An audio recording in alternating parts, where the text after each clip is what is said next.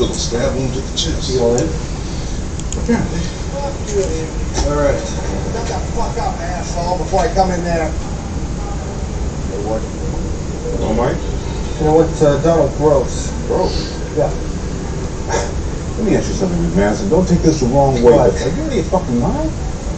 Groves is a demented sociopath without a scooch of remorse. Well, maybe. He ate his parents. He killed them, carved them up, and he ate them. What the fuck did you do with him? I'm gonna teach him table manners. Listen, the only thing a guy like that understands is punishment, hard and swift. Leo, you said it yourself. Our first conversation. All we do is recycle. Later, Johnson, later. When an inmate comes in, we sit on him, send him back out, he's back with a vengeance. And if we don't do something different, we don't do something radical right now, we're never gonna break the chain. Groves isn't going out. He's here to go and drop chicks into hell. Do I have to call the commissioner on this one? I was given total autonomy to run cell block 5 my way. Fine. Take Groves. Thank you. And Paul Markstrom. Mark, he's a petty drug dealer, and I got enough petty drug dealers. You want Groves, you take Markstrom. Why? Someone's live. It's It me. says, oh, song's live, I got the I notification. finally got a Go! webcam. Max created an experimental unit inside house, a new approach to the prison problem. Some people call it Emerald City. To me, it's a concentration camp. I finally Emerald got a City, we got webcam. rules. Got a lot more rules than anywhere else in Oz. Your cell is your home. Keep it I got bottom. Who should I play? spotless. Okay, You are Jinx? to Which one? exercise regularly. Attend Randall, classes, Jinx or Kate? Go to drug and alcohol Jinx counseling. or Kate? You Jinx. are to work in one of the prison Okay. factories. You are to follow the routine. We tell you when to sleep, when to eat, when to piss. There is no yelling, no fighting, no fucking. Follow the I rules. finally got a webcam. Learn self-discipline. Because if you had any self-discipline, any control over yourself at all, you wouldn't be sitting here now. I finally got a webcam. Can I go to the back? Tuck it in, tough guy. Okay, these are your sponsors. They will help you get used to the routine. I don't want any fucking sponsors. I don't want any fucking routine. I finally got a webcam. Hi, I'm Bob Reederville.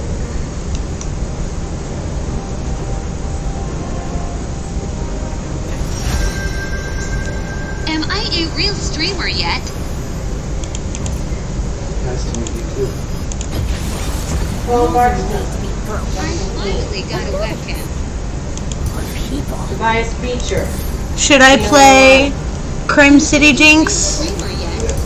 Firecracker, This shit, it's your turn. Zombie Slayer, Star Guardian, Ambitious Elf, Odyssey, Project, or Heartseeker? Go with Heartbeater. Am I a real streamer Prisoner yet? number 97B412, Tobias Beecher.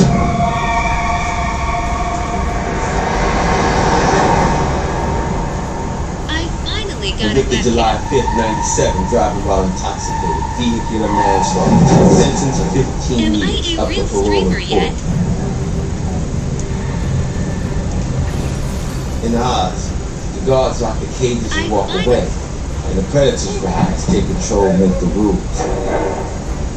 I finally got In a M webcam. City, the guards are with us 24 hours a day. There's no privacy. Everybody sees what Am I a everybody's real doing. streamer yet? Eyes everywhere. Madison's hours. See, in M City, This retribution much gives closer way to to my dream redemption. house. Timmy Boy believes he can save I every one of finally us. got a From webcam. each other, from ourselves, from the system that dumped us in here. Only thing he don't get is, you Am I gotta wanna a be real safe. streamer yet? Yeah. How you doing? This much closer I know I'm to supposed my to be some dream kind of house. bro. The headline I reads, finally got I don't give a shit about you. That's fine, Nina. Okay. Hey, let me give you a slice of advice. Get yourself a weapon. If anyone tries to fuck with you, take it out. Anything else? Yeah. Don't smile. And Deal. Close.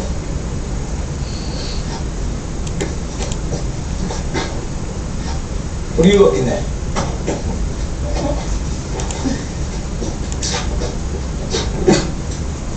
Really got cold for the phone, man? FCI, what's the number? Hey, Jimmy. How you doing, baby? Yeah, babe, I miss you too. Get out. Are the kids around? I could have sworn I seen the motherfucker in my cell going through my personal effects. He fingering my cigarettes. Came out like nothing happening, whistling he tuned. So I mushed his ass like move motherfucker, make room.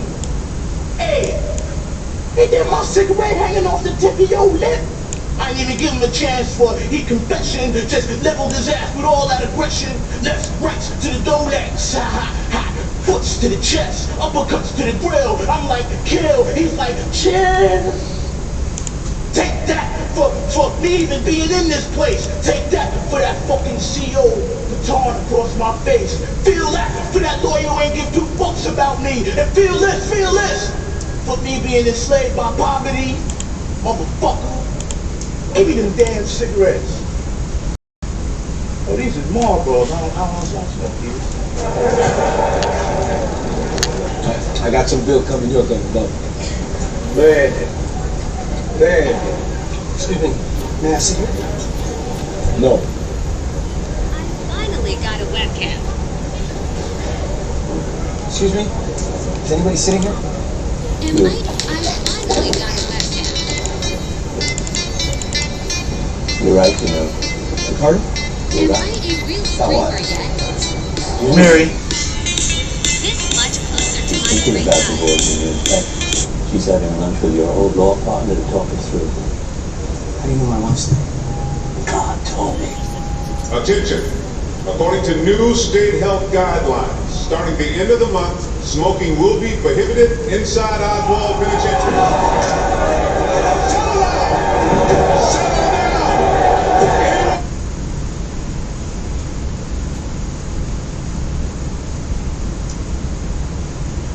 Caught with tobacco will be charged with possession, contraband, and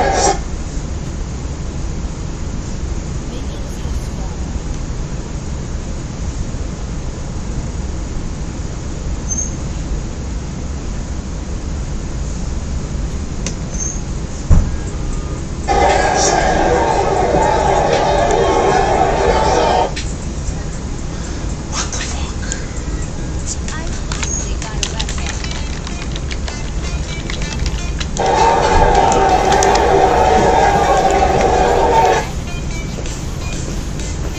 This much closer to my free time. I finally got a webcam.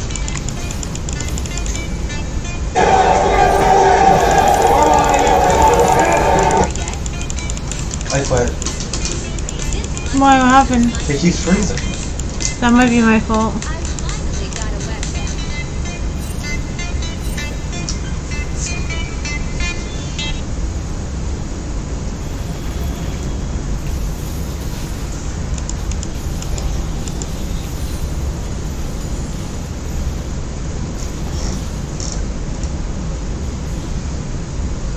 I have the music set on repeat. Why is it not playing? I don't know, it stopped a minute ago.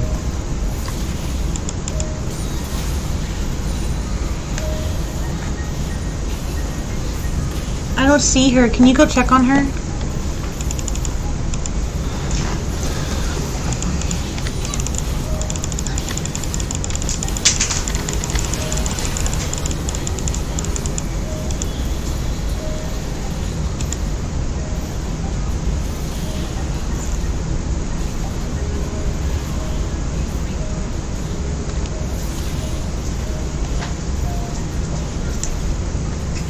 He's finally crashing.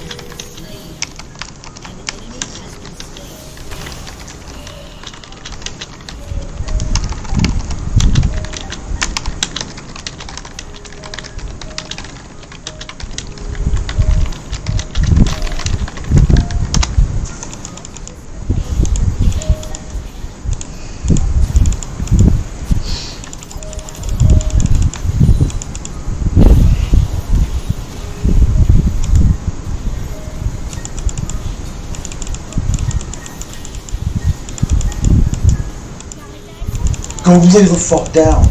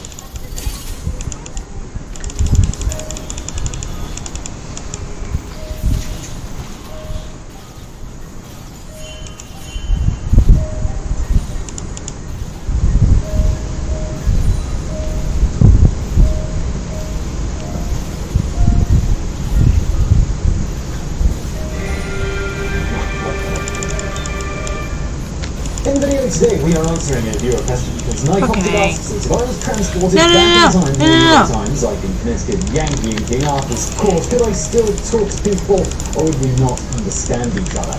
And just before we get started with today's video, if you want to save it, it's brought to you by the great courses, plus you can check them out for a free trial through the link below. More on them in a bit. Despite what grammar Nazis the world over will tell you, language is constantly evolving, occasionally extremely rapidly, and there is nothing wrong with that, despite such individuals lamenting that fact pretty much as long as we have documented reference of people discussing language. For example, when the earliest use of some form of punctuation starts to be introduced, many You wanted to call me out in front of the whole team for what? I'm sorry? Such, noting things Okay. like when and how long to pause. Doubt me ought to be again. Determined not by a stroke interposed by a copyist, but by the constraint of the rhythm. It's noteworthy here that at that point, even spaces between words wasn't a thing. Those weren't around until approximately the 7th and 8th centuries and are said to have been invented or at least popularized by Irish and Scottish monks of this era who were tired of wrestling with separating unfamiliar Latin words. It was also around the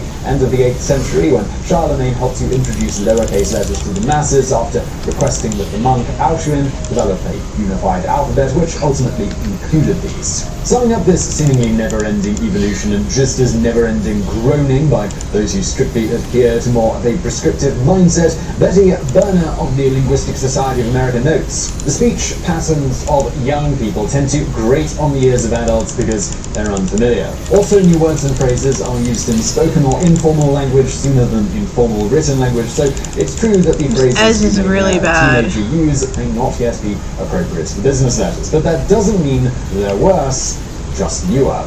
And that's not to mention accents and how those change over time. Pertinent to the topic at hand today, if you were to travel back in time to Shakespearean times and listen to Bard speak, he would have actually sounded much more like one of the pirates on the Pirates of the Caribbean than the refined, received pronunciation accent that is so often associated with his work in modern times, and more on that in a bit. So with all of that in mind, let's look at the scenario in which you, as an English-only speaker, have invented a time machine and wish to take a little jaunt through history to observe firsthand all the moronic things the humans have gotten up to over centuries. First of all, I do hope that you remember to make your time machine a spaceship as well. Remember, along with orbiting around the sun at 66,000 miles per hour, the Earth is also rotating on its axis at about 1,070 miles per hour. On top of that, don't forget our whole solar system is rocketing through space around the center of the Milky Way at around 560,000 miles per hour. On top of all that, our galaxy is hurtling through space at around 670,000 miles per hour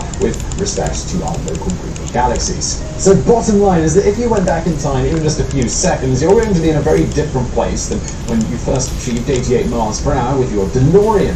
Go back several hundred years and you are going to need an extremely fast spaceship and some good star chart data to find your way back to Earth. But let's say you figured all that out. After a quick stop to murder baby Hitler and a few of his top cronies, or at the least bring a wizened Mr. Rogers back to give their parents some life lessons to instill in their children, how far back could you go and still be able to communicate effectively in the English-speaking world? To begin with, it would depend on who you were talking to. There are a shocking number of dialects in England alone, despite being a relatively small area. Some of these dialects are even difficult for a general modern English speaker to understand fully if the people that are speaking them aren't interested in modifying their speech so that you can understand them. For example, maybe you've heard of the YouTube channel FactFeed with Carl Smallwood. Fairly intelligible. Go back further in time and it would only get more difficult with much less standardization as you whoosh back through the centuries. That said, if we restrict ourselves to more of what the upper class of England spoke, it turns out a modern English speaker could go back quite a ways before things became too difficult and you'd do mildly better if you spoke German and or Dutch. On that note, English as we know it today more or less developed from a series of invasions to the Mother Islands, most notably the invasion of Germanic tribes known as the Angles, Jutes and Saxons around the 5th and 6th centuries. Along with a smattering of Latin, this mix ultimately gave us a large percentage of what is Old English. Pertinent to the exact original question, note here that the 6th century This game is ridiculous. when Yankee in King Arthur's court is set and around when, legend has it, King Arthur lived. As an example of what you'll be facing trying to talk to someone in the ballpark of this period, consider the Anglo-Saxon Chronicles from the late 19th century and the following. And here we go. By 10 Ignand is ether 100 mal lang and 200 mal brad and her sinned on pan igvan thief gepodo. I give up. You're looking at it on the screen. Just read it. It's a mess. All right. So in modern English, this translates to the island of Britain is 800 miles long and 200 miles broad, and there are in the island 5 nations: English, Welsh, Scottish, Pictish, and Latin. As you can see, it wouldn't be a wholly foreign language. In fact, it's estimated approximately 50% of the core of modern English language derives from words in Old English. However, meaningful communication would be mostly an effort in futility, especially when accounting for accents and something else that we're going to get into shortly. After this, the Vikings would also invade for a few hundred years, starting in the 8th century, lending some words to Old English from Old Norse. Much more significantly was the Norman conquest around 1066. They firmly established a version of French, Old Norman, as the language of choice for the elite of the country. The language of the Normans trickled down to the masses and vice versa, adding a whole host of words to English, which starts to give us more of the vocabulary that we are used to today. This and some other changes to the language that occurred at this time all combined bring us to Middle English, which spans around the 12th through 15th centuries, the latter of which is also generally considered to be when the so-called medieval times ended. Noteworthy here is that during the 14th century, while the upper class still spoke Anglo-Norman, as the century progressed, it was almost completely displaced by English. This brings us to the latter half of the 14th century, when Chaucer was writing the Canterbury Tales. As an example of what English looked like at this point, or at least a poetic form of it, consider these lines from that work. A knight there was, and that was worthy man, that for all the time that he first began to ride out, he loved chivalry, truth, and honour, freedom, and courtesy. Full worthy was he in his lords were, and thereto had he ridden, no man fair, as well in Christendom as heatheness, and ever honoured for his worthiness. Whew. This translates to, a knight there was, and what a gentleman, who from the moment that he first began to ride about the world loved chivalry, truth, honour, freedom, and all courtesy. Full worthy was he in his sovereign's war, and therein had he ridden no man more, as well as Christendom and heatheness, and honoured everywhere for his worthiness. From this, you might assume that you would be mildly conversational with a native from the time if you talked slowly enough. But it wouldn't be quite that easy owing to the way that the words would have been spoken. One of the principal problems is that while a lot of words might at this point be somewhat similar, this predated the bulk of what is known as the Great Vowel Shift, which occurred primarily from around the mid-14th century through the 16th century or so. In a nutshell, this is where the pronunciation of various vowels in the English language changed considerably. For example, in Middle English, the word bite would have been pronounced beat, and something like the word meat would have been pronounced like mate. This could get really awkward, for example, if a native of the time asked you if you wanted to meet later. Well, that's wonderful. I'm going to leave that one for you to work out. As an interesting brief aside, because some of the spellings for English words were beginning to be standardized before the Great Vowel Shift had completed, we still have many English words whose spellings don't really match the way that we pronounce them. For some reason, Hot Topic just keeps Event, telling me I from all can't of work this, there. You can start to see why it would be extremely difficult to understand idea. anyone before this. I didn't get hired for the remote job Figure out those vowel sound for customer differences, service but in the meantime, for Hot you aren't Topic, likely and I was to like, oh, recognize lots of okay. words that you would otherwise know. I'm overqualified for places that don't allow body mods, but you know, everyone else. For everyone else, it's like whatever. Perusal of surviving text from this era in its original form would. But Hot Topic says go fuck myself. This would be an effective way to communicate. There's two people mid. Why is nobody here? Yeah, now you decide to get here. Rapid progress in communication. For example, consider this text from the play Gorboduc, written in 1561. A persistent plague, a poisonous ill, hath sown sores in certain hour place, a wood-spirited heart, a wayward will, a stubborn stomach, a marriage date, the blinded eyes, physics brazen breast, a leaden brain, hello. This brings us to around the turn of the 16th, 17th Can you see yourself? As you might have guessed, hello, Randall.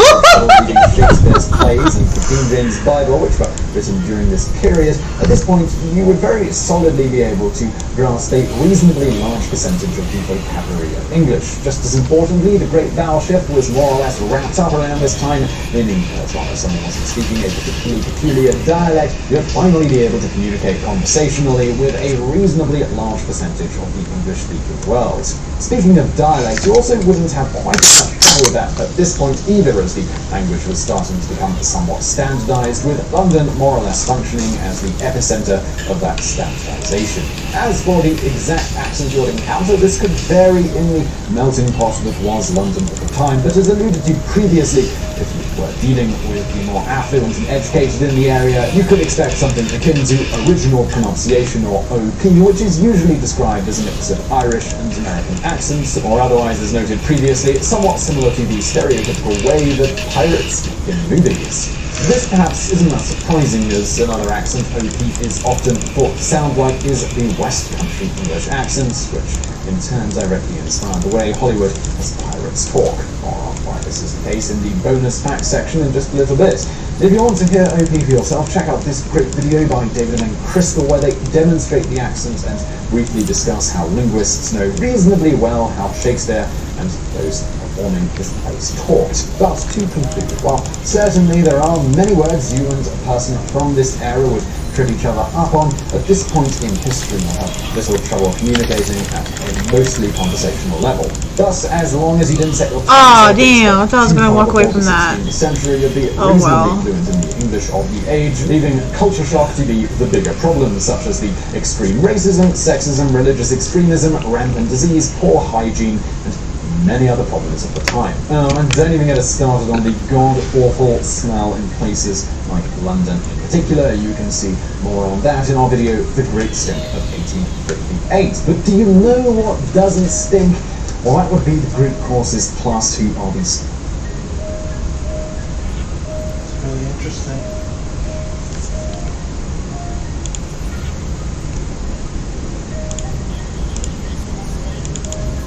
Let's help support the show, and let's get into those bonus facts. As noted, the West Country accent directly inspired the way that pirates stereotypically speak in Hollywood productions. This is all thanks to one man, Robert Newton, and the 1950s version of Treasure Island, which pretty much set the standard for the modern conception of how to speak like a pirate. In the film, Newton, who played Long John Silver, just so happened to be from the same area that the fictional Long John Silver was from, England's West Country. Thus, he went ahead and used that dialect for the character. Noteworthy here is that fishing and shipyards were a part of everyday life in the West Country, and thus maritime slang was often used as well, much of which was adopted by Newton for the character in the film. Perhaps the most popular pirate speak expression that comes from this is "Arr!" Despite that, there is no documented evidence that this was ever a thing that pirates said historically. However, where this was spoken in regular conversation was in the West Country when Newton was growing up in the early 20th century. Here, R more or less functioned as an expression that acted as confirmation, sort of like, okay. However, while it is always possible that this expression was around in the West Country during the so-called golden age of piracy from about the mid-17th to mid-18th centuries, it is unlikely it would have been remotely the norm among the general pirate populace. As noted by historian Colin Woodard, pirate ships included large numbers of Scots, Irish, Africans, and French, as well as a smattering of Dutchmen, Swedes, and Danes. Of those of English origin, the largest number were probably from London, then by far the Empire's largest porting city. Whatever the case, after Robert Newton's popular portrayal of the character of Long John Silver in the film and TV sequels, his accent and various things he said became more or less the gold standard for how a pirate should look and talk. So I really hope you found that video interesting. If you did, please do smash that like button below. But more important than that, go check out the wondered that in the past.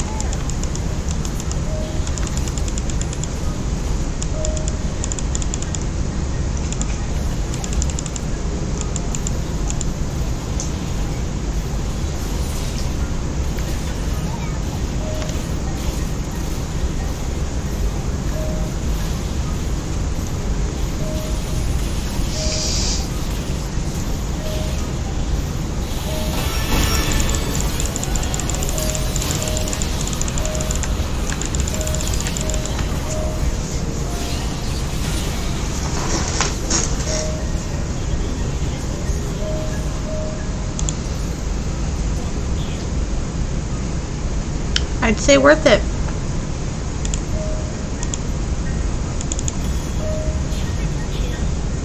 Absolutely worth it.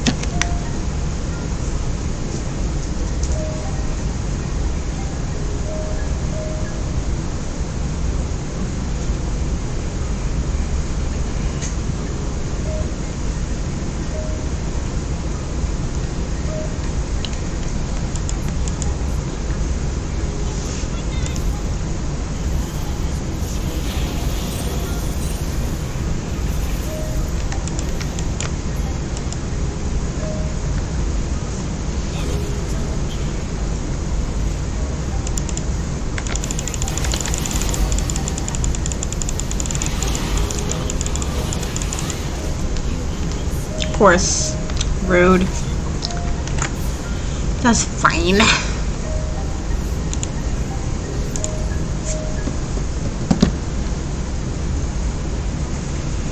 You said she's sleeping, right? It looks like it. Okay.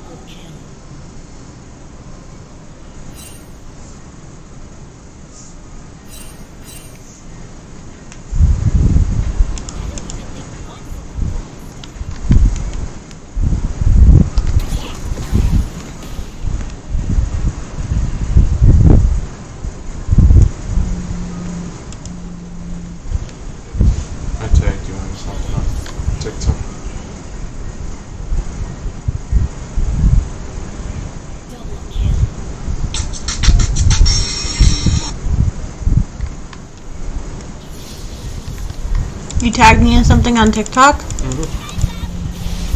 haven't gotten it yet. Maybe I'll get it in a little bit.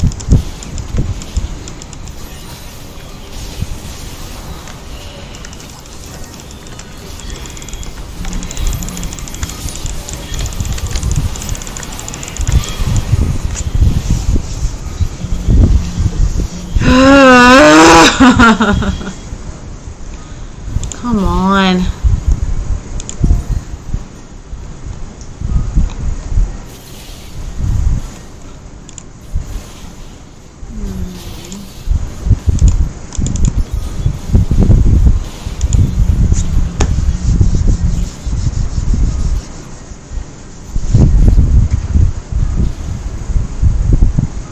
There we go.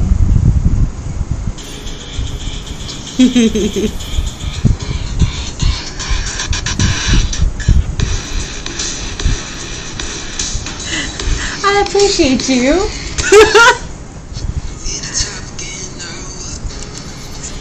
He hyped me on TikTok.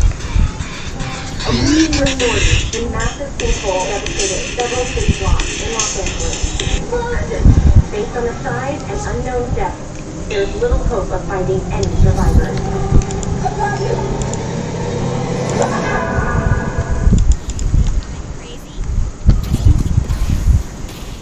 This episode brought to you by Stamps.com.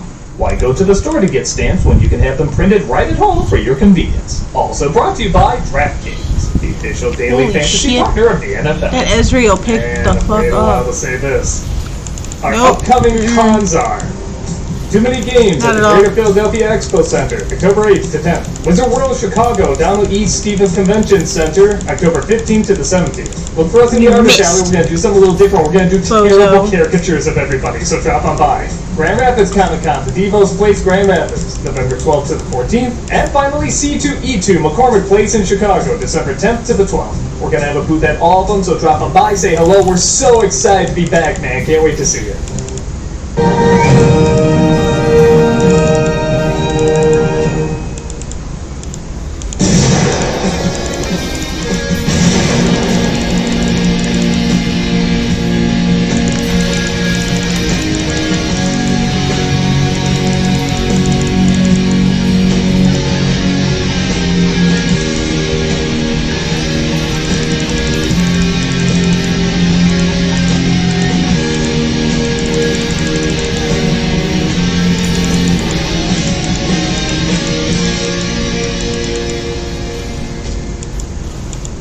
I disagree. I think I'm wearing her down. Correct. That's what you are, Icarus. A beta... I took you back to the laboratory to get your bolts tightened? I should have said that. Correct.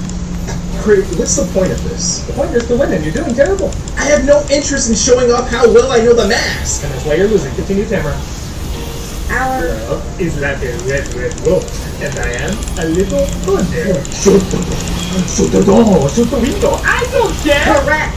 Please, I want to eat. No food for either of you until we go through every single line. Don't worry, I ate my words when I said this game sounds like fun. Screw it. I'm going to make myself a sandwich. I wouldn't do that, Malcolm. I really wouldn't. And what the hell are you gonna do? Malcolm, don't tempt him! You're gonna regret it, buddy. I'm making myself a sandwich. It's your last chance. Don't be a fool, Malcolm! I don't think you can do a thing. Well, then go ahead. Go and make yourself a sandwich.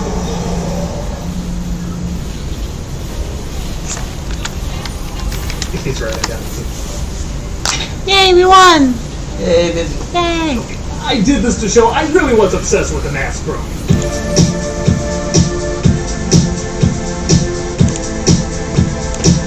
I know I'm not the only one. Centered around an odd plastic cartoon character who puts on a mask, this film was the first time state-of-the-art CG effects were used to blend real life and cartoons as opposed to make dinosaurs or aliens come to life. When the trailer came out, people, particularly kids, were so excited that someone finally got the idea to use this technology in a zany way. And of course, this wacky take on technology is used everywhere today, even in commercials. It also helped that they got the rapidly rising star of Jim Carrey and the first appearance of Cameron Diaz as well. Years later, people still look at this film as a fun, wild, nostalgic throwback. It's more of a dark kind. But I want to show that even with my obsessive love of this movie, even back then, I still knew it wasn't great. Now, don't worry, I'm not going to pan this film at all. If anything, I'm curious why so much of it still works today, when, honestly, a lot of it shouldn't. There's a ton of awkward moments, weird lines, and standard 90s cliches that were pretty formulaic even back then. Yet something about it is still charming, imaginative, and weirdly one of a kind. I guess I wanted to make it clear that even though I adore this movie, I still wanted to look at it objectively, for both its pros and cons. So, now that I think I made my point clear... Hey critic, want some of these gooey, messy sandwiches? Why yes, that sounds lovely. Let me have it. This is a weirdly anticlimactic episode. Let's take a look at The Mask. I guess I should point out, seeing how I did a whole video on it, that the film is quite different from the comic. The comic is dark, violent, gory as hell, and incredibly mean-spirited. It was fucking great. That's what they wanted to make when they hired director Charles Russell, who brought more comedy to the Nightmare on Elm Street franchise, resulting in a big hit.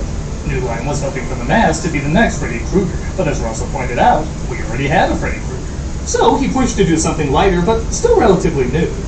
In fact, for better or worse, this is one of the perfect examples of transitioning from the aggressive R-rated 80s to the lighthearted PG-13 centered 90s. I'd be lying if I said I didn't want to see the comic on the big screen now with big budgets trying to be more daring, but in the 90s, I can see why they did something more zany and relaxed. With that said, we open with credits rolling over Edge City, which I'm pretty sure is the city from Babe 2, where a scuba diver stumbles across Jumanji but is accidentally taken out, unlocking an ancient mask. Not going to see it Stanley Ipkiss, played of course by Jim Carrey, who got concert tickets for his would-be girlfriend, but she complained she wanted to take her friend with her instead of him. Why don't you just go with your friend? I couldn't do that. No, come on. What are you doing, no chicken? Because cock, cock, cock, cock, cock, cock, cock, cock. That was the most sickening display I've ever seen. I disagree. I think I'm wearing her down. Jim Carrey really is the perfect actor to play this role. Not because of his over-the-top flexibility as the Mask, though that is certainly important, but because of his likability as Stanley Ipkiss. Most actors, I think, would play this role too boring to contrast the other personality. Carrey himself said he didn't want people fidgeting in their seats saying just get to the mask already. And I still stand by, this is my favorite performance of his, as when he does other roles, it still feels like a performance. A good performance, but still a performance. This just feels like how Jim Carrey probably was. A nice but awkward people pleaser who's very expressive with his face. I also like that he doesn't hold back too much. He's still a little over the top, but in a way you feel like he would be in real life, especially given his obsession with cartoons. I firmly stand by it. If Ipkiss didn't work, the movie wouldn't. This is fortunate as he and his comic relief Charlie almost impressively have no chemistry together. Hold the phone. Silver. At 3 o'clock. I never noticed it before, but these supposed best friends come off more like, well, actors who just met for the first time on set. Tonight, I'm going to take you on a love safari, deep into the darkest part of the urban tunnel. They're not awful, they're not even so bad, they're funny, they just leave no impression as a comic viewer. Until I get all game going. That is great. And waiting. Thankfully the chemistry isn't focused on them as much as Carrie and them former newcomer, Carrie Diaz. She plays Tina, a charming singer pretending to open an account when really she's a Although my Twitch says League of Legends, I should probably change that for like a second. First take the bank. Pretending to open an account when really she's a Although my Twitch says League of Legends, I should probably change that for like a second. Oh no, I got hit by something. Oh no, what am I hitting? Oh my Twitch says League of Legends, I should probably change. What is that? No, wait. Off me. Oh no, I got hit by something. Oh no, what am I hitting? Oh my Twitch says League of Legends, I should probably change. What is that? No, wait. Off me. Oh no, I got hit by something. Oh no, what am I hitting? Oh my Twitch says League of Legends, I should probably change. What is that? No, wait. Off me. Oh no, I got hit by something. Oh no, what am I hitting? Oh my Twitch says League of Legends, I should probably change. What is that? No, wait. Off me. Oh no, I got hit by something. Oh no, what am I hitting? Oh my Twitch says League of Legends, I should probably change. What is that? No, wait. Off me. Oh no, I got hit by something. Oh no, what am I hitting? Oh my Twitch says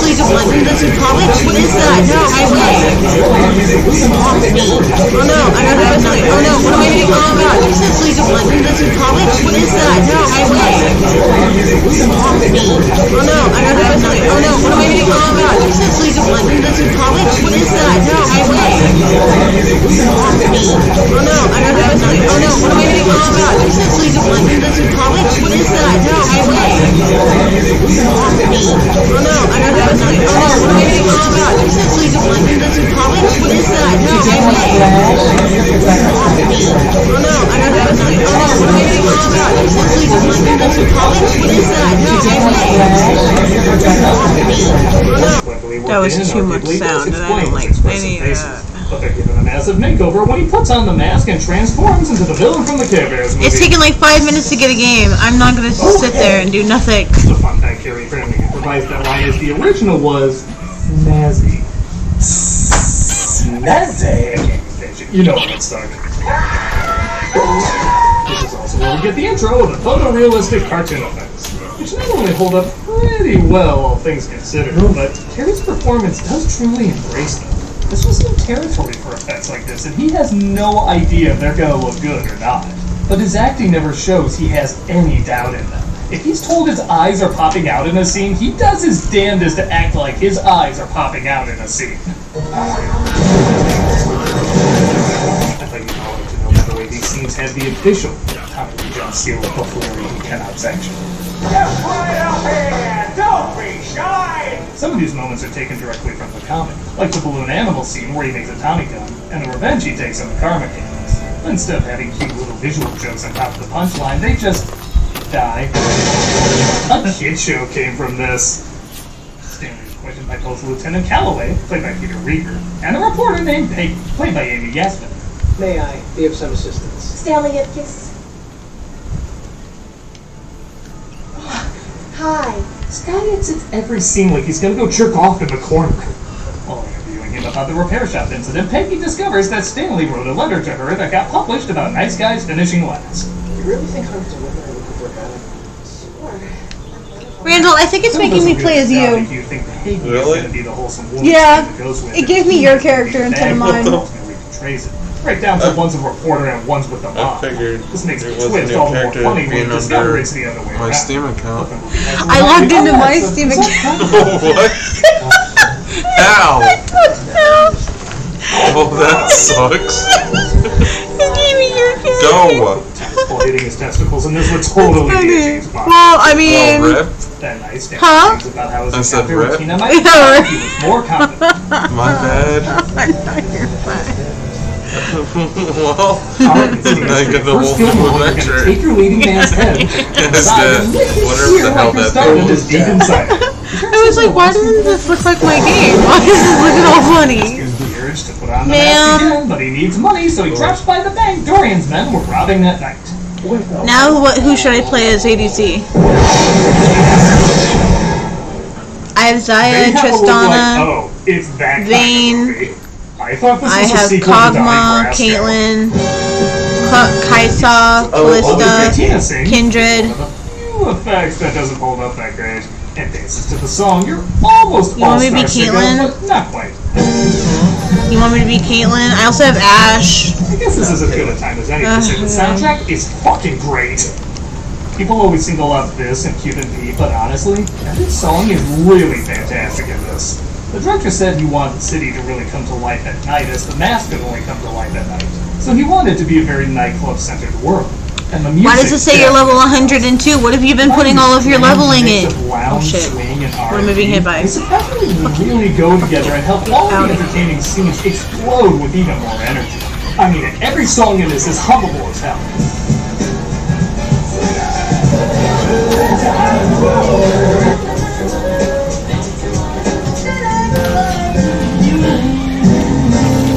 Some moments I was afraid wouldn't hold up as well as when I first saw them, but for whatever reason, this quote-unquote death scene cracks me the hell up. What did you know what to get them this Christmas?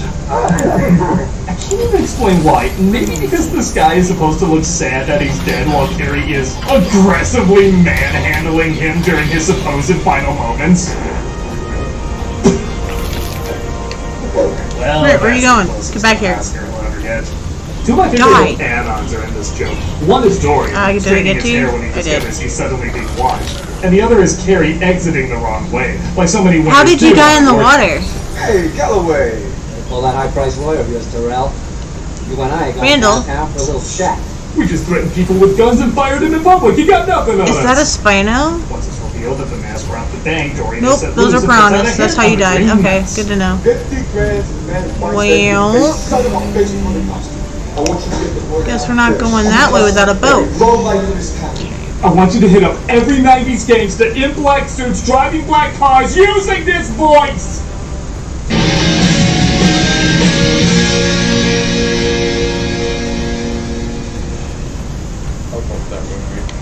Mask?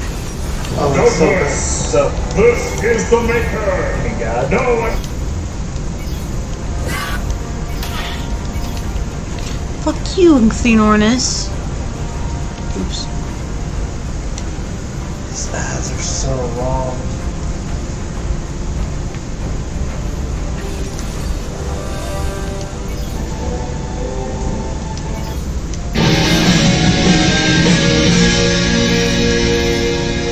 Visit Stanley to see if he knows anything about the mask, seeing how it was his bank that I'm helping you out a little bit. Why are you so good? Thanks for everything, Stanley. You'd like to see him again, wouldn't you? No, I need to see the screen.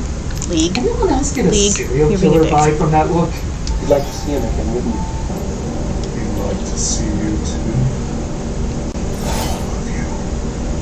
He puts the lotion on his skin! He takes his mask to a professor, played by Ben Stein, who connects it back to the ancient trickster, Loki. It's possibly a representation of one of the Norse night gods. Maybe Loki. Loki is Bank. Stein's underacting perfectly offsets Carrie's overacting. And I legit love that nobody figures out because Loki is a night god it would only work at night. So this reaction is always a surprise and gets a big laugh. This is why I don't believe in evolution. Come on, get in the car. I ordered onion rings. Doyle! I should point out this is the very sudden beginning of Calloway and his assistant Doyle doing the smart cop dumb cop routine. At first Doyle is just a normal guy. He talks with Calloway like anyone else would. Well, we got some fingerprints on some of the currency, but it matches Jarrell's men. Looks like this guy beat him in the punch. But halfway through, they spontaneously make him a dumbass always getting on Calloway's nerves. It's completely out of nowhere. Doyle! That's right. Shut up and help me down. Alright. Start dancing, I'll blow your brains out. Wow, you're a real hero. Doyle! It'd be like if Timon and Pumbaa halfway through Lion King changed gears and became a no-nonsense cop duo. It'd be out of left field, but kind of funny too. Stanley meets Tina at Landfill Park. The city is so close to having a strong identity, but he changes into the mask, much to her delight, confusion, fear. It's a little hard to get a read on her in these scenes. Yes, police! The cops try to arrest him, but he outsmarts them, only to be cornered by a SWAT team. This leads to, let's face it, what you've been humming since you saw the thumbnail for this video. Cuban Pete is one of the catchiest earworms in a soundtrack that already has a lot of earworms. I have to admit though, when I think of pure, silly joy in a movie, this sequence always pops in my head. It is the most upbeat, surreal, out-of-nowhere musical number at the time. Me, the Warwick, and the Elites all popped our Twitch channels in the chat. Modern pop song. I really give credit that they stuck with something more traditionally zany. This cop in particular does a really amazing job.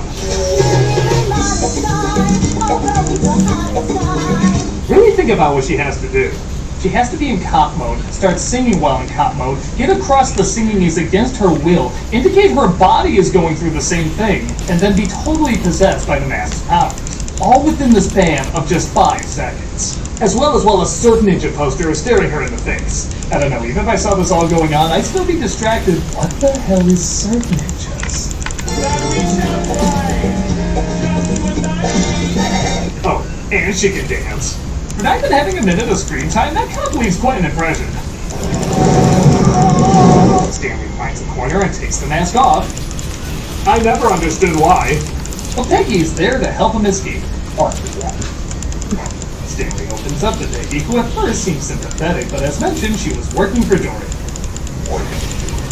You really are a great guy. I just can't lose my condo. If it makes you feel any better, Stanley, I don't think sex with her would have worked out anyway. Sister? Don't mess with me, I got my sideways gunman with me, bro!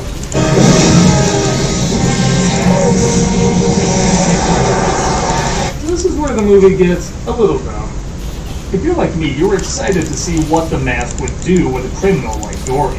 Would it make him wild and zany, or would it turn him into some sort of out there monster like in the later comics? Well, it pushes him forward a few feet, and just makes him bigger and meaner. What a rush. You okay? Better than ever, you idiot. Dorian with the mask feels like one of the lesser villains from Captain Planet. He says very generic villain lines, does very generic villain stuff. This is your big production number. Just wait. I will be your host for the remainder of the evening. Even the design is kind of lame. He kind of looks like a green version of that Terminator toy when the hair stayed on. Admittedly, though, he does look better than every movie version of the Green Goblin. Oh, I should point out, there was a deleted scene that showed Peggy dying, and yeah, it was deleted with good reason. Guy who did Nightmare 3, you don't say. Dorian drops him off to the cops who put him in jail because, yeah, she does technically belong there, but he's visited by Tina. Hey, yo, space. What's that? It's a household name. That's how Jim Carrey was referred to. Oh no, the smooches. Moved on.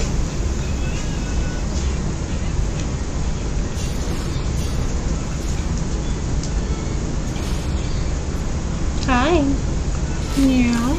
You wanted to be on camera too? Nothing to do with it, and the special, if not strange relationship they have together.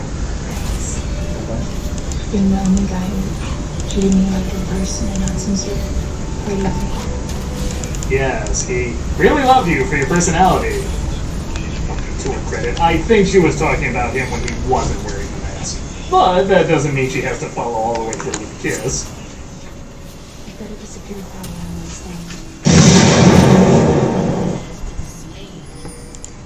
thing. Baby, there you are. I needed someone to tell me how stupid my suit was. You were tripping on me, baby.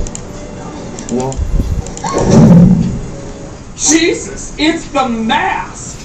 Peter Green is like, look, I read the comic. Oh, you forgot to add that part. Yes, that's the kind of movie we're making. Oh, it's not. I'm not telling him that. He'll kill me. Stanley uses his dog Milo to get the keys from the cops, and I gotta say, as animal actors go, Milo is one of the best in cinematic history. This dog has so much personality and is so ridiculously well trained. Put the keys down.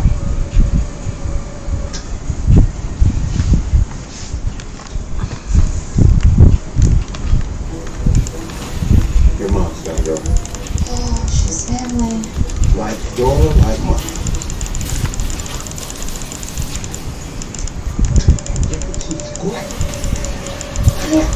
If there was like an animal Oscars, he would totally get an award that year. Hold it! Stanley gets out, taking Calloway with him. It may be one of the best Doyle reactions in the movie. That invites no follow-ups. Come on, dude. And his boss and plans to blow Oh up the my night. god. Blow it! I was talking to her, but that works too. Good job taking the kill that you should have helped with his. Stanley is captured, but Tina has a plan of her own. There's no time to ask me questions.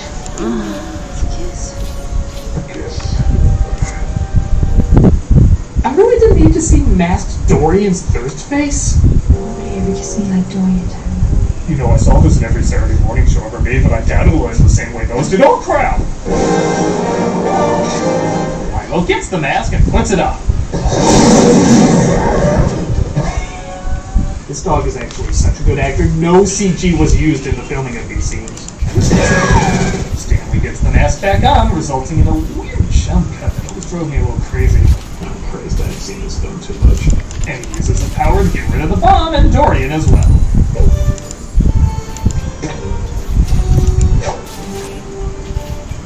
The one time Carrie didn't know what face to have for a scene. He has a look like he took the last French Cruella, and I'm not gonna let you forget about it. Turns back into himself and seems to be off the hook as everyone except Calloway thinks Dorian was the mask all along. I want to see you in my office first thing tomorrow morning. Boy, that doesn't sound good at all. Oh, it doesn't sound good. Oh, it sounds good to you. Shut up! They drive to the bridge where the mask was found and decide to get rid of it for good. Sure you know what you're doing? It's time to give James Kennedy a chance to ruin his career. The mask is tossed over, but not before Charlie goes diving in after.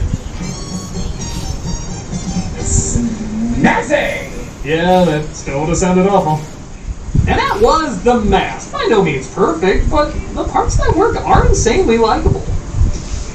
A lot of it is around Jim Carrey, both as The Mask, but especially Stanley Ipkiss. He gives an energized yet unique spin on the lovable loser that I feel actors have borrowed from since this film came out. But on top of that, the effects mostly hold up, it's colorful, has a great soundtrack. At times can be awkward, but I feel like that can slide because the film is so focused on giving you a good time. It's a corny, old-fashioned good time, but a good time nonetheless. So whether you obsessed over it like I did when you were a kid, maybe hated it as an adult, or were just indifferent to it, there's definitely stuff about it that's a little clunky, but a lot more that holds real merit. It's never too late to go back and give yourself another smoking good time. Oh yeah? If you're such a super fan of the movie, what friend of Jim Carrey was also considered for the role? What does it matter? Clearly no one would be better for the part. Oh, not even Nicolas Cage?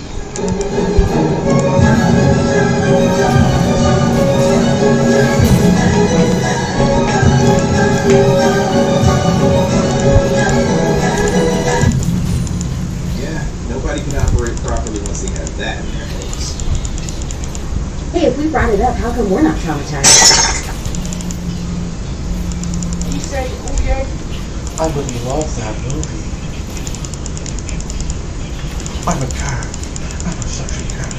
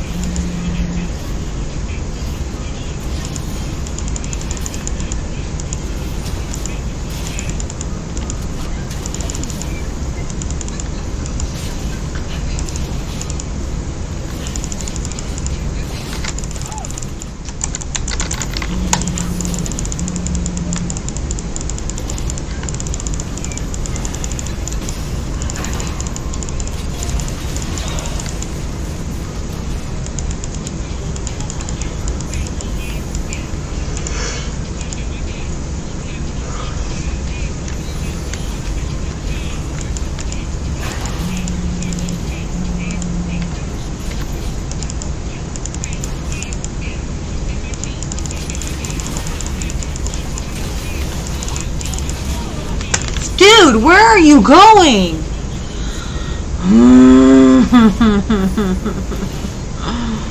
Why, Pantheon? Bye.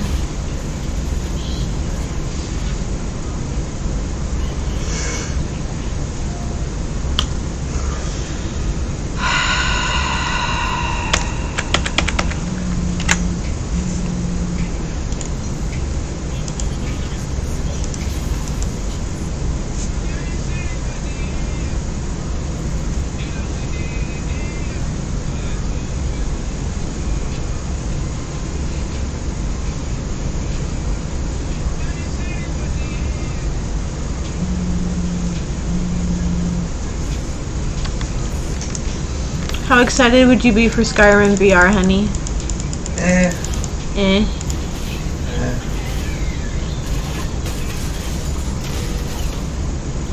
Don't ping nobody, bruh.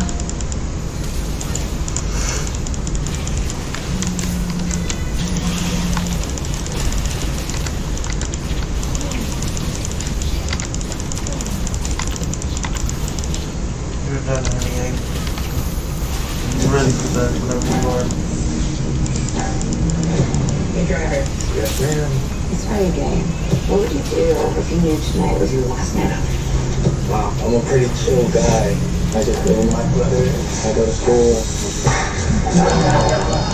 Come on, driver. Last night on Earth. Drugs, women, men, all enemies. You're just waiting to... Or definitely kill you. Finally, you bites back. We're hitting every single one of these parties tonight, and you need to get to the last stop by noon. Here's the first round. Oh shit. The devil is gone, never is gone. Never falling, heavy metal was on. Look at it. It's like a button or something. Benny has his hands full tonight. What do you think runs the city? You're richer and more powerful than you could ever imagine. Does that be Ryan? Right under your noses. Okay, I'm just I bet you get the good blood. There's these two women, right? And I've been driving them around all night. There's something weird going on. I need you to be smart. Did you guys go like try and run? I'm gonna secure you. Sweet. Okay, great. Might get a little messy in there.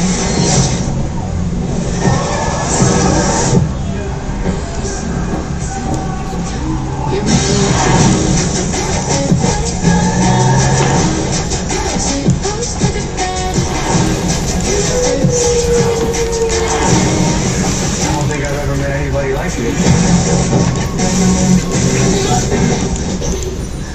What? What is wrong with you? Can't be alive for 200 years and not oil. She's fast.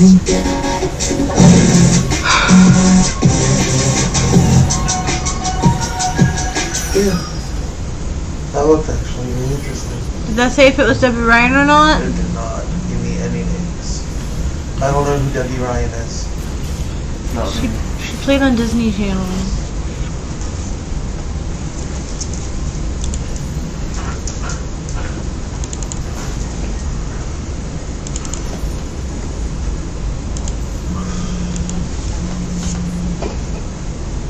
Or cigarette. Okay. Well, now I'm gonna lose all the LP I earned because this stupid team. Why would you play Pantheon support if you don't do it well? Like, why?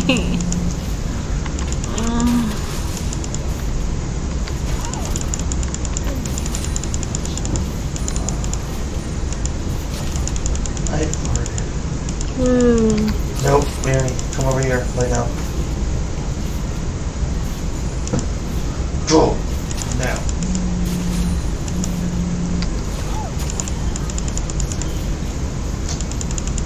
So I don't know who was. Were you looking up One Piece stuff on my phone or on my YouTube?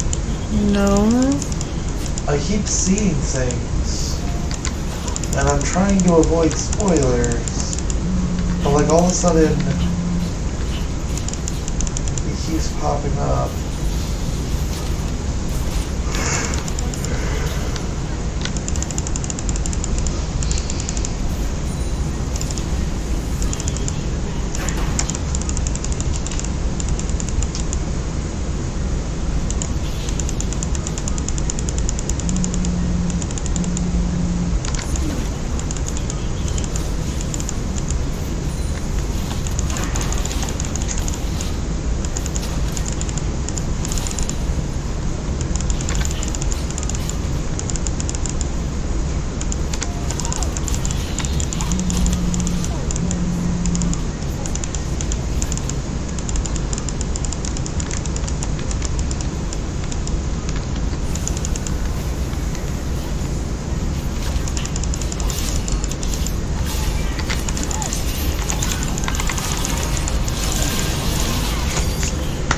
Changes in life come knocking. Answer with Cons Home Plus. State-of-the-art appliances, the latest electronics, quality furniture.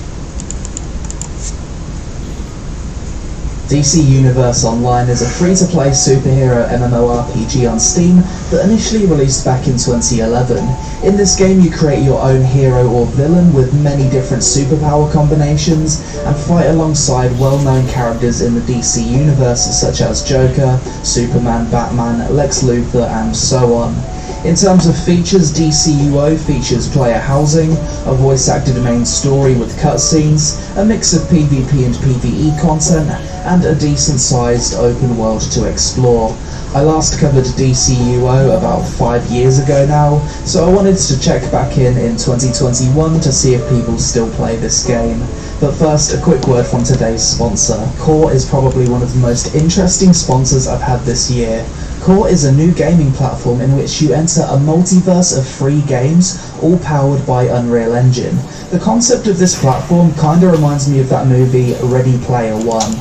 Starting the game, you'll enter the core world, which is a social hub that allows you to run around and customize your avatar, socialize with other players, and enter portals that will transport you through the multiverse to various different games. If you're the kind of gamer that goes through phases of not knowing what to play, then Core is perfect for you, as this multiverse currently contains over 20,000 games of every genre imaginable, and if you're feeling creative, you're also given the tools to create your very own games within this game too, and invite your friends or random players to give it a try. After claiming my name The Lazy Peon before any of you guys stole it, I customized my avatar and ran around the Core world for a bit. One of the first games I stumbled upon was actually an MMORPG. I also checked out a racing game that rewarded me with points that I could spend to unlock new stuff for my avatar. You'll be happy to hear that Core is completely free to play and available to download now from the Epic Store or with my link in the description. That's thousands of hours of venturing through an endless arcade where brand new games are published every day for free. An absolute no-brainer for me to recommend this one. Let me know what weird and wonderful games you find in the comments below. Download now. DC Universe Online. Let's see if people still play this game. Create our superhero. What superhero are we going to be inspired by? Batman, Superman, Catwoman, Lex Luthor. I want to be inspired by Bane. That's going to be my starting points. I want to be a villain. I think the first time I ever played this game I was a superhero. Comical personality, origin, magic, meta, or tech. I'm going to go magic, power, nature, sorcery, mental. Wow, there's so many options and customization when it comes to making your hero. Really cool. So the power you pick determines if you're a tank healer or DPS. Fire, weapon, hand blast, one-handed, staff, dual wield, two-handed, martial arts. Dude, there's so many options. Pistol, bow, brawling. I like the idea of hand blast, like I picked fire as my power. Blasting fire out my hands, yes. Movement, flight, acrobatics, or super speed. Rise up and over any surface. I'm trying to think of what one would be the most fun. I think flight would get boring a little bit quickly. Super speed might hurt my immersion. Let's go with acrobatics. That just sounds fun. And customize our costume. I want like a hood or something if possible. I've already got my superhero name in mind. It'll probably be no surprise to you guys when I tell you it. This is the kind of game where you're going to spend a solid 30 minutes making a character. Red eyes, yes. Breathe. Yeah, that's the one. That's the one right there. This is probably the most fun part of the game, right? Just creating a character. Alright, that'll do. Next. Big damage man. So after you've created your character, you have the choice to skip to level 290, level 25, or just skip the tutorial. I can't do any of these because I don't have a character that's level 4 currently, so let's just jump into it. A little intro comic style cutscene. So I've broken out of our pod, and then we hang out with Lex Luthor. I like my character's posture, so because I selected comical, he just kind of poses like this all the time. Obviously, YouTube wants us to watch One Piece. Yes, like a heavy attack. Okay, and you're not listening. Giant brain robot. Damage. I don't watch it. I don't have YouTube or anything related to that. Got my first ability. Let's test it. Number 1 ability. Big flame ability, and I can press it quite a lot. Pull it down. Giving me exactly my fire ability. I like it. I can kind of spam it over and over. It does cost mana though. And with the it's AoE as well, is it? Nice. Big AoE. It's absolutely zapping everything. Behold the might of Big Damage Man. Maybe it would have been better if I chose to fly and then zap things out of my hand from the air. Maybe that would make more sense. Instead I've chose to be like a parkouring fire mage. Not sure it's going to work out for me in the long run. It's going to be quite refreshing playing as the bad guy for once. In every MMO you're like the hero. It's really fun to be the villain. Level 3 and another new ability. What does this do? Big damage AoE. Okay. Big AoE.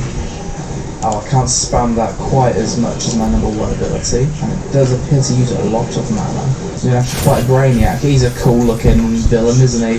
The combat's not the most impactful, I have to say, but I wasn't expecting it to be. It is quite an old MMO now. And we've killed Brainiac? No, he's just got back up. And that's the tutorial finished. I'm very amused by looking at other people's heroes. This one's cool. It looks like some kind of electric man. Okay, so this is my acrobatics mode. That's pretty fun. Oh my god. I'm an actual monkey. It's a little bit scuffed, but it is what it is. Oh, you can like... What the hell? Okay, this is very... Just run up the wall. Parkour! We can glide. Okay. I think I picked the most fun one, actually. Maybe super speed could have been fun as well. Jumper! This is probably the thing that everyone does when they first load into the world in this game. Just mess around with your movement skills for a bit, go for a fly, go for a climb. It's the natural thing to do, really, isn't it? Ooh, with a blocker. Ooh, that was cool. Let's do another building dive. Okay, to the floor.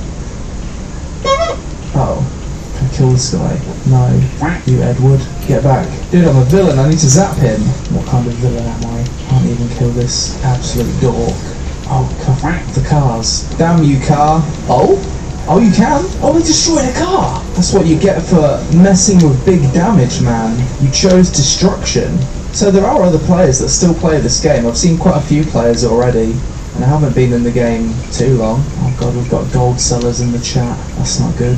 Every game has them though, don't they? Level 5. I like the movement in this game. It's just really fun. A bit crazy, isn't it? Oh, I can pick up random pieces. Hey, I found my base! Okay, I'll lob it at this guy. Where the fuck are my dinosaurs? Okay, so let's suck the goodness out of this guy. Did they all die? Get sucked. Level 6. Oh god, let's kill all the innocent people. Wow. I'm a bad guy. And I don't give a... Well, I'm gonna take the dog out so we can go to bed. Okay. I'm really sick.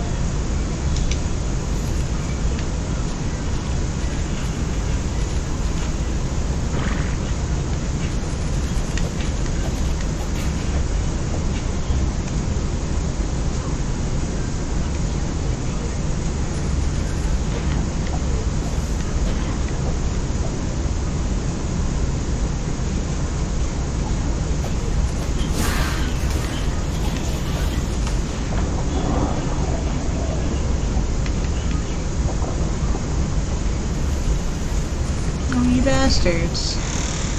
I was trying to get that fish. You guys came up and ate it.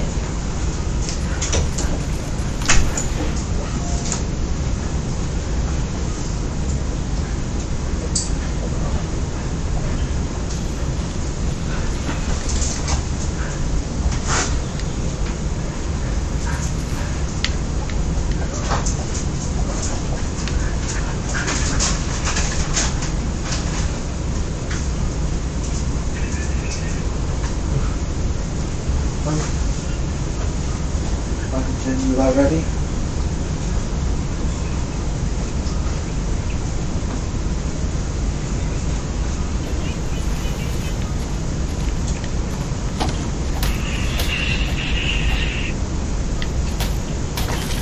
Are you streaming still?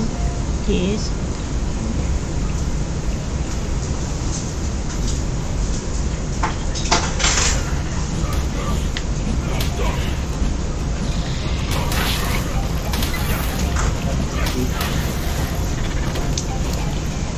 Will you eat fishy meat? I don't know if you'll eat fishy meat.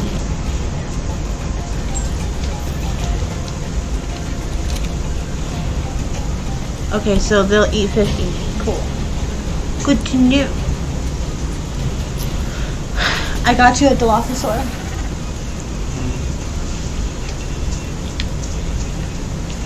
What, the pet now? Yes.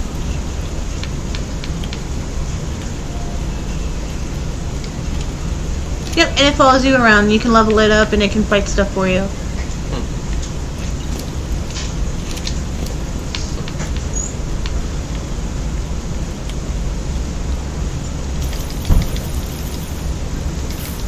So John came in today because he had court. For a customer that stole from us, he had to go to court for that. John? My boss. Okay. And he was telling me, he's like, I waited 45 fucking minutes for them to postpone my mission, my thing. And I'm like, that sucks. And he goes, no, it was actually great. Because I got to see the most ridiculous shit ever. One guy and his wife stole a bunch of tools and shit and tried to pawn them. And now the guy is banned from going to pawn shops. Like, he's got an ankle monitor and he's not allowed to go anywhere near a pawn shop. He said one guy was there. How are they gonna know if he goes to a pawn shop? The ankle bracelet tells where he's at. It's GPS tracker. He said, he's like, but my favorite was a guy who had some kind of like DUI chain, like ridiculous amounts of DUIs, and he was on probation. And one of the rules on his probation was he wasn't allowed to drink. And they tested him and he failed, so now he's in front of the judge. And he told the judge the reason he failed was because of all the hand sanitizer he uses. What? Because of all the alcohol that's in hand sanitizer. And the judge told him straight up, he said, there's two things that are wrong with that sentence. One, do you know how much hand sanitizer you would have to use to have alcohol show up in your bloodstream? Two, when they test for how it looks like over time. With hand sanitizer, and I did not know this, it peaks and then it drops, and then it peaks and then it drops every time you use it. It's like, but yours was just a slow acceleration, as if you were just sitting there drinking, getting worse and worse and worse. So no, you were not off the hook. That's funny. I thought it was great. That dog shit. That dog shit. That's also a nice smell shit. It's my feet. I'm sorry. Oh. Yeah, that's my shoes. Oh, okay. I'll get some for Bernice. No, you're good. I was just curious. It's weird, your feet never smell like shit to me.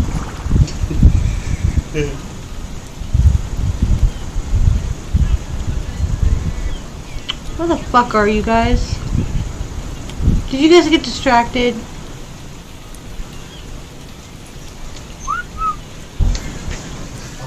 Was in the bathroom. I wasn't even aware we had Febreze. Okay.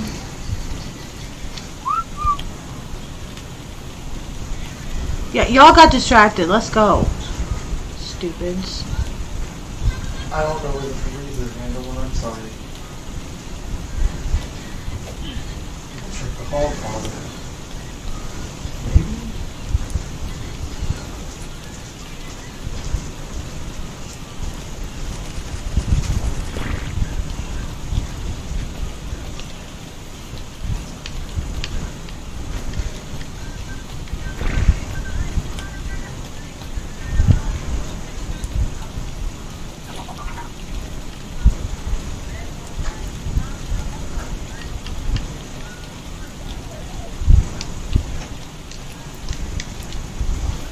I have no idea.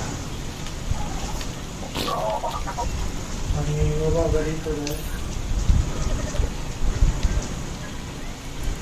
What? Are you about ready to go to sleep? No.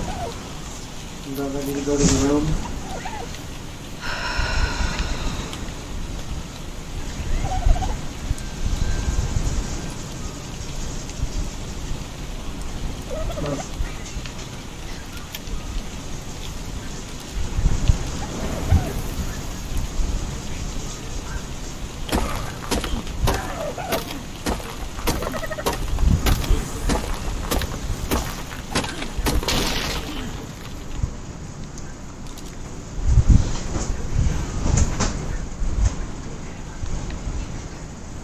There it is.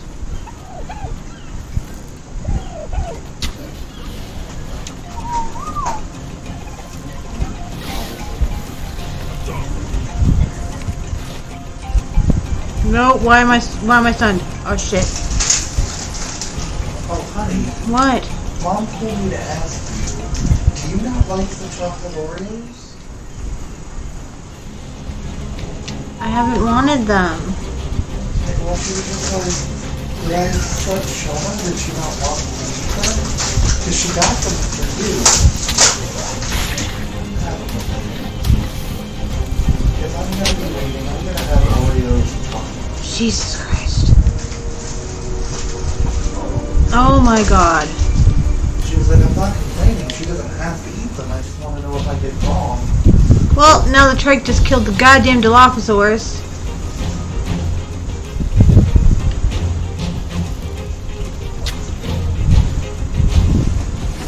Nope, nice turtle.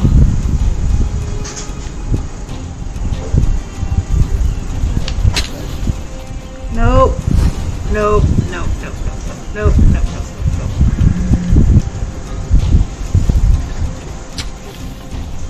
Nope.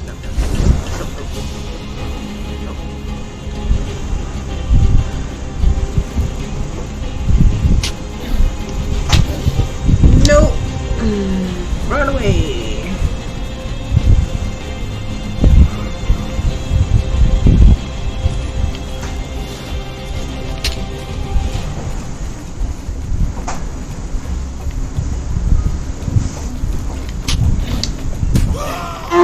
Damn, I lost that one. That's fine. Do I at least respawn close to where I was? Go lay down. None of this is for you. Yes and no. Okay. What? Hey, look, a bag on the floor.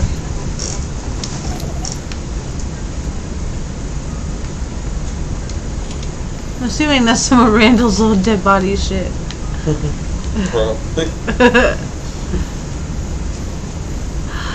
No, it spawned me back way far away from my body.